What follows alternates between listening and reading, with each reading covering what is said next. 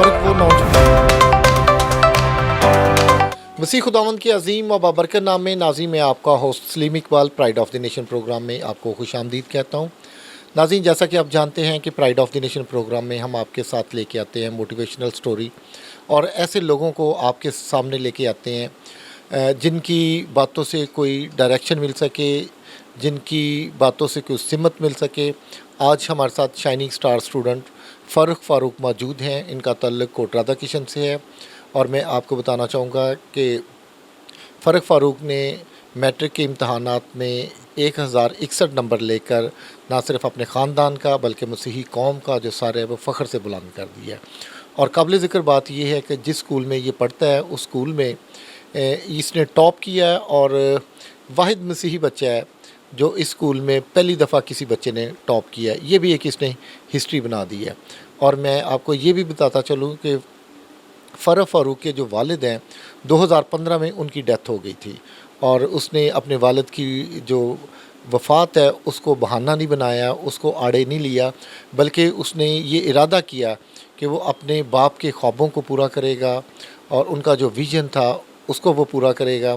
और उसने मैट्रिक में 1061 नंबर लेकर ये साबित कर दिया कि मसाइल में रहकर भी कामयाबी हासिल की जा सकती है। अगर आपके पास वसाइल नहीं हैं तो फिर भी आप कामयाब हो सकते हैं। तो आइए आपकी मुलाकात फ़ारूक से करवाते हैं।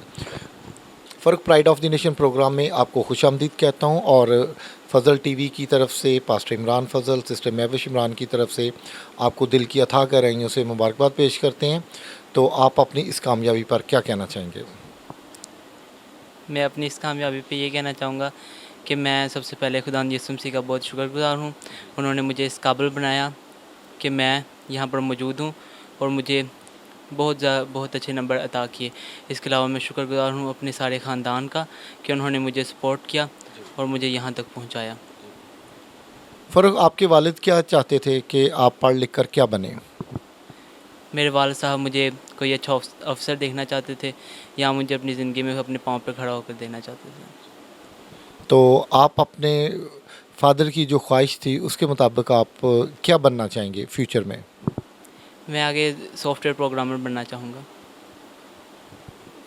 आईटी डिपार्टमेंट में आप आना चाहते हैं। हाँ जी। तो फ़ारूक, आपसे पहले इस स्कूल में किस बच्चे का रिकॉर्ड था और उसके कितने नंबर थे, आपको कुछ पता है?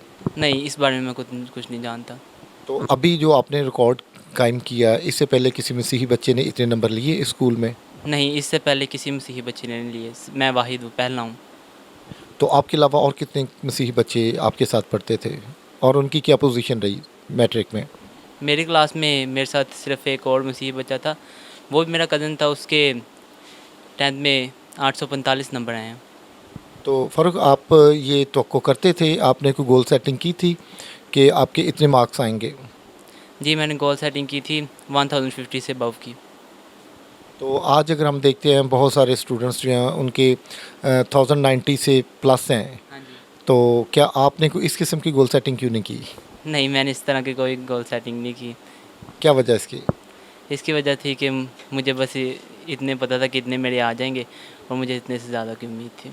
फ़ारूक, कौन सा टीचर आपका ऐसा था जिसके तरीक़ाकार से आप बहुत ज़्यादा मुतासर थे कि ये टीचर जो है बड़े अच्छे तरीके से पढ़ाता है?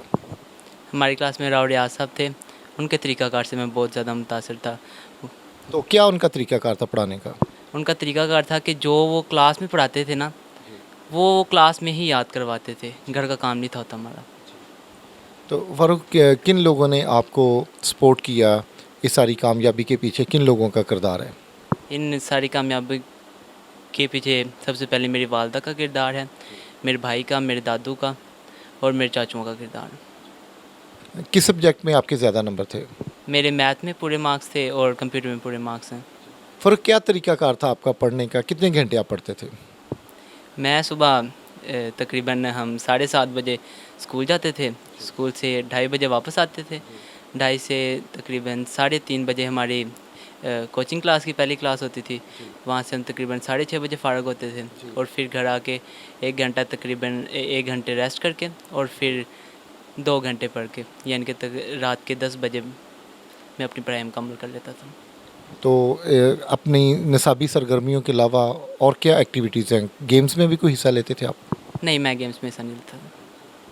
तो जिस तरह आजकल नौजवान लड़के लड़कियां मोबाइल फ़ोन का बहुत ज़्यादा इस्तेमाल करते हैं, तो क्या आप भी मोबाइल फ़ोन का इस्तेमाल करते हैं?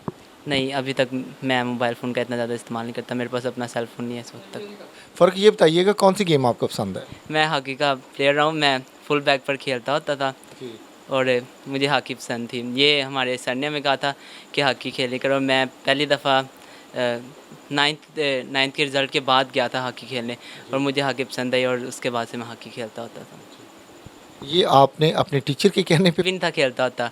हमारे सर ने कहा था कि आप कोई ना कोई खेला करें, तो उसमें सर ने चॉइसेस बताई थी, बैडमिंटन, हॉकी, ये 1-2 गेम्स और बताई थी, जिनमें से मैं हॉकी खेलने गया। हमारे घर के करीब ही खेला करते थे लोग, तो मैं खेलने गया तो मुझे पसंद आया और मैं वही खेला करता था। तो आप कौन से चर्च में जाते हैं? मैं Saint Paul Church, Kot Radha Krishna, Lahore diocese में जाता हूँ। तो चर्च में आपकी कोई एक्टिविटीज़ हैं जैसे यूथ में नौजवान लड़के लड़कियां गाइड करते हैं संडे स्कूल या इस तरीके से दूसरी चर्च एक्टिविटीज़? नहीं, मैं यूथ वगैरह तो कोई नहीं अटेंड करता, लेकिन मैं चर्च की सफाई करने जाता होता था हर संडे को। तो ये चर्च की सफाई करने से देखें खुदा ने आपको कितनी बरकत दे दी। हाँ जी, यही बात है। फ़र्क वो नौजवान लड़के लड़कियां जो आपको देख रहे हैं और मोस्टली जो नाकाम हो गए हैं, आप उन लोगों को क्या मैसेज देना चाहोगे? उनको मैं ये मैसेज देना चाहूँगा कि उनकी जो नाकामी की वजह है वो खुद जान सकते हैं कि तकरीबन ज़्यादा से ज़्यादा यही होती है कि वो अपना काम रोज़ाना तौर पे नहीं करते। ठीक है, तो यही होगा कि वो अपना जो काम एक रोज़ मिलता है उसको रोज़ाना तौर पर करें और इस तरह खुदा के फजल से वो कामयाब होंगे। मैं पास्टर इमरान फजल और सिस्टर महविश इमरान का बहुत शुक्रगुजार हूँ, जिन्होंने मेरी आगे की पढ़ाई का तमाम अखराजात उठाने की ज़िम्मेदारी ली है। बहुत शुक्रिया। सिस्टर बहुत बहुत मुबारक हो आपको फ़ज़ल टीवी की टीम की तरफ से, पास्टर इमरान और सिस्टर महविश की तरफ से, और हम आपकी मेहनत को, आपकी जुर्रत को सलाम पेश करते हैं कि आपने अपने ख़ावंद की वफ़ात के बाद भी अपने बच्चों की जो तालीम व तरबियत है उसकी ज़िम्मेदारी उठाई रखी, संभाले रखी। तो अपने बेटे की कामयाबी पर आप क्या कहना चाहेंगे? जी सर, थैंक यू। मैं बहुत खुश हूँ अपने बेटे की कामयाबी पर कि उसने बहुत अच्छे नंबर लिए और उसने अपने ख़ानदान का नाम रोशन किया, अपनी कौम का नाम रोशन किया और अपने मसीही बच्चों के लिए एक ये सबक दिया कि वो भी मेहनत करें और आगे निकलें और अपने कौम का नाम रोशन करें। सिस्टर जब आपके ख़ावंद की डेथ हो गई थी तो मसाइल ने आपको घेर लिया, तो कैसे आप मैनेज करते थी बच्चों की स्टडी और किस तरीके से आप मेहनत करते थे और आपका क्या विज़न था? सर, परेशान तो मैं हुई थी जब मेरे ख़ावंद की डेथ हुई, तो लेकिन मैं शुक्रगुज़ार हूँ अपने ससुराल वालों की, जिन्होंने मेरा साथ दिया और इन बच्चों को कामयाब करने में मेरी मदद की और ये बच्चे कामयाब हुए। बेटे की इतनी अच्छी तरबियत आपने की, आपने साबित किया कि एक अच्छी टीचर हैं आप, तो कैसे आप ख़ुद पढ़ाती थी इसे या आगे को ट्यूशन्स वगैरह भी रखी थी इसके लिए? सर, मैंने 5th तक इसको खुद पढ़ाया। उसके बाद 6th क्लास में क्योंकि हमारा स्कूल जो था वो प्राइमरी से तक था, तो प्राइमरी से तक यानी कि 5th तक मैंने इसको खुद पढ़ाया। उसके बाद फिर ये कोट राधा कृष्ण में मैंने इसको दाखिल करवाया और आगे ये पढ़ते गए। Thank you sis, once again congratulation. खुदावंद आपकी ख्वाहिशात को जो आप अपने बच्चों के लिए आपके दिल में हैं, खुदा आपकी दिल की मुरादों को पूरा करे। Thank you. नाज़रीन, इसी तरह फ़र्क फ़ारूक के दादा किसी तारफ़ के मोहताज नहीं हैं। सियासी समाजी शख्सियत चौधरी फ़रोज़ फ्रांसिस रायविंड से मिशन हाता से जिनका ताल्लुक़ है और इन्होंने बहुत से लोगों की ज़िंदगी में आसानियाँ पैदा की और काफ़ी दफ़ा ये इधर से काउंसलर भी मुंतखब हुए हैं। तो इनसे हम जानते हैं कि पोते की कामयाबी पर वो क्या कहना चाहेंगे। बहुत बहुत आपको मुबारक हो फ़ज़ल टीवी की तरफ से। आपको बरकत दे। तो कैसा फ़ील कर रहे हैं आप? बेटे ने इतने अच्छे नंबर लिए, आप भी एक नामवर शख्सियत थे, लेकिन बेटे ने तो आपको भी पीछे छोड़ दिया। हाँ जी, मैं बहुत खुश हूँ। अपने पोते के लिए मैं बहुत खुश हूँ कि उन्होंने अपना नाम रोशन किया, मेरा नाम रोशन किया। तो आप बतौर काउंसलर कितनी दफ़ा मुंतखब हुए? 1979 से लेकर 87 तक। 1979 से 1987 तक। आपने मसीही कौम के लिए जो खिदमत सर अंजाम दी उसके ताल्लुक से हमारे नाज़रीन को बताएं, क्योंकि बहुत से लोग आपको जानते हैं, ना सिर्फ पाकिस्तान में बल्कि इंटरनेशनली भी। वो बड़े खुश होंगे आपको देखकर। हाँ जी, अपने दौर में कोई क्रिश्चियन लड़की, कोई क्रिश्चियन लड़का जिसने मैट्रिक पास किया हो तो वो नौकरी पे ना लगा हो तो उसका ज़िम्मेदार मैं हूँ। अगर किसी ने मेरी गाड़ी में तेल पवाया तो वो भी नहीं। मैंने खुद ड्राइव किया, खुद लोगों को घर घर जाके ढूंढा, सबको ऑन ट्रेन स्कूल मास्टर लगाया, महकमा सेहत में लोगों को नौकरी दी है। यह मेरी एक्टिविटीज़ है। ज़िला लाहौर के 365 गाँव, 65 गाँव में मैंने काम किया।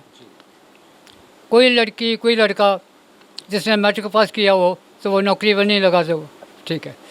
चौधरी साहब, अभी जो हमारे नौजवान लड़के लड़कियां बहुत ज़्यादा तालीम से कतराते हैं, मेहनत करने से कतराते हैं, तो आप उन लोगों को क्या मैसेज देना चाहेंगे ताकि वो ज़िंदगी में कामयाब हो जाएं?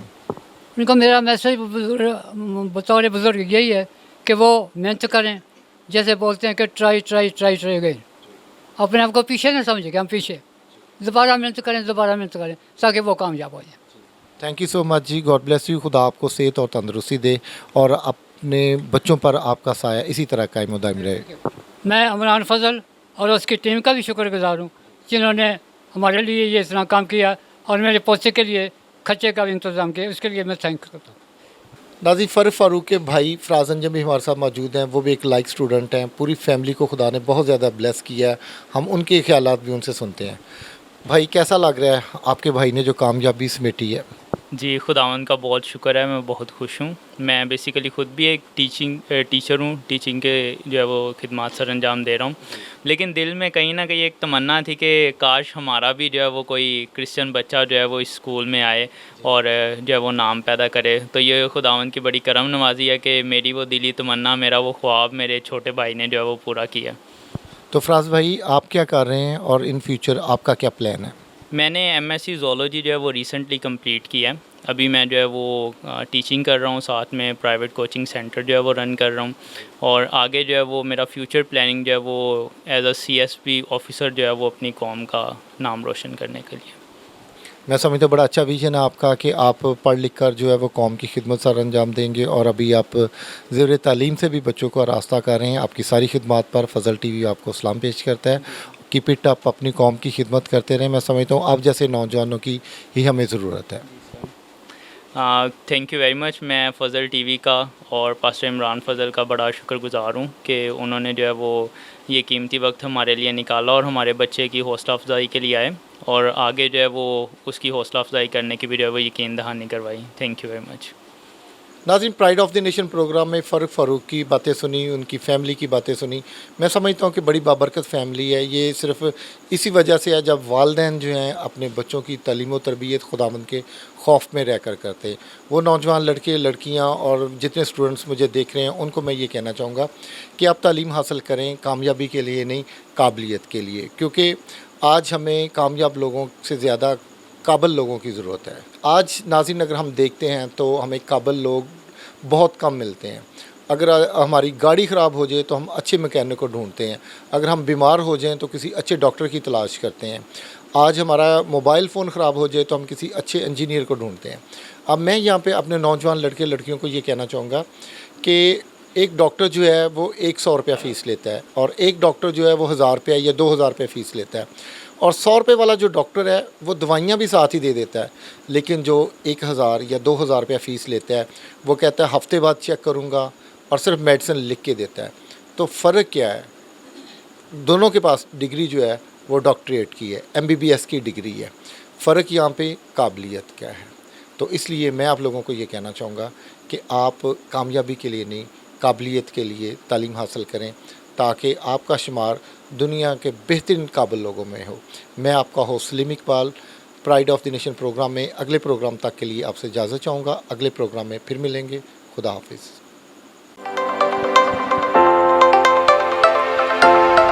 फ़र्क वो नौजवान